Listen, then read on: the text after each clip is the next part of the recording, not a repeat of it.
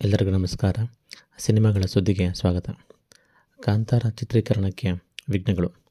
ಹಾಸನ ಜಿಲ್ಲೆ ಸಕಲೇಶಪುರ ತಾಲೂಕಿನ ಸುತ್ತಮುತ್ತ ಕಾಂತಾರ ಚಾಪ್ಟರ್ 1 ಚಿತ್ರೀಕರಣ ನಡೀತಾ ಇದೆ. ಚಿತ್ರೀಕರಣದ ವೇಳೆ ಸ್ಫೋಟಕಗಳನ್ನು ಬಳಸ್ತಾ ಇದ್ದು ಇದರಿಂದ ವನ್ಯಜೀವಿಗಳಿಗೆ ತೊಂದರೆಯಾಗ್ತಿದೆ ಎಂಬ ಆರೋಪ ಕೇಳಿಬಂದಿದೆ. ನಿಯಮ ಉಲ್ಲಂಘನೆ ಆದರೆ ಕ್ರಮ ಜರುಗಿಸ್ತೀವಿ ಅಂತ ಸರ್ಕಾರ ಎಚ್ಚರಿಕೆಯನ್ನು ನೀಡಿದೆ. ಯೂಟ್ಯೂಬರ್ ಮುತ್ತುಕುಮಾರನ್ಗೆ ಒಲಿದ ಬಿಗ್ ಬಾಸ್ ವಿನ್ನರ್ ಪಟ್ಟ.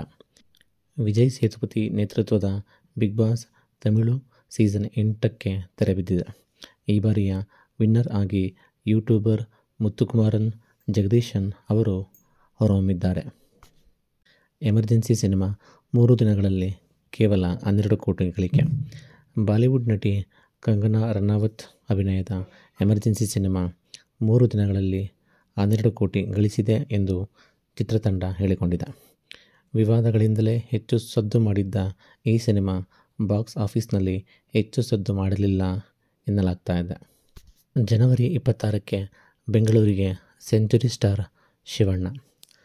ಕ್ಯಾನ್ಸರ್ ಆಪರೇಷನ್ಗಾಗಿ ಅಮೆರಿಕಕ್ಕೆ ತೆರಳಿದ್ದ ಶಿವಣ್ಣ ಅವರು ಸಂಪೂರ್ಣ ಗುಣಮುಖರಾಗಿದ್ದು ಕೆಲವೇ ದಿನಗಳಲ್ಲಿ ಬೆಂಗಳೂರಿಗೆ ವಾಪಸ್ಸಾಗ್ತಾ ಇದ್ದಾರೆ. ಅದೇ ದಿನದಂದು ಶಿವಣ್ಣ ಅವರನ್ನು ಅದ್ಧೂರಿಯಾಗಿ ಸ್ವಾಗತಿಸುವುದಕ್ಕೆ ಫ್ಯಾನ್ಸ್ಗಳು ತುದಿಗಾಲಲ್ಲಿ ನಿಂತಿದ್ದಾರೆ. ಅದೇ ದಿನ ಚಿತ್ರರಂಗದ ಹಲವು ಗಣ್ಯರು ಅವರನ್ನು ಭೇಟಿ ಮಾಡುವ ನಿರೀಕ್ಷೆ ಇದೆ. ಕುಂಭಮೇಳದಲ್ಲಿ ವೈರಲ್ ಆಗಿದ್ದ ಮೊನಾಲಿಸಾ ಬಾಲಿವುಡ್ಗೆ ಎಂಟ್ರಿ. ಮಧ್ಯಪ್ರದೇಶದ ಇಂದೋರ್ನ ಯುವತಿ ಮೊನಾಲಿಸಾ ಇವರು ಕುಂಭಮೇಳದಲ್ಲಿ ರುದ್ರಾಕ್ಷಿ ಮಾರೋದಕ್ಕೆ ಕುಟುಂಬ ಸಮೇತ ಬಂದಿದ್ದರು. ಇವರ ರೂಪಕ್ಕೆ ಫಿದಾ ಆಗಿದ್ದ ಕೆಲವರು ಈಕೆಯ ಫೋಟೋ ವಿಡಿಯೋಗಳನ್ನು ಸೋಷಿಯಲ್ ಮೀಡಿಯಾದಲ್ಲಿ ಶೇರ್ ಮಾಡಿ ಜನಪ್ರಿಯತೆಯನ್ನು ಗಳಿಸಿದರು.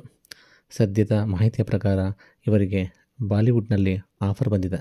ಡೈರಿ ಆಫ್ ಮಣಿಪುರದಲ್ಲಿ ರೈತನ ಮಗಳ ಪಾತ್ರಕ್ಕೆ ಇವರನ್ನು ಆಯ್ಕೆ ಮಾಡಲಾಗಿದೆ ಅಂತ ಸುದ್ದಿಯಾಗಿದೆ.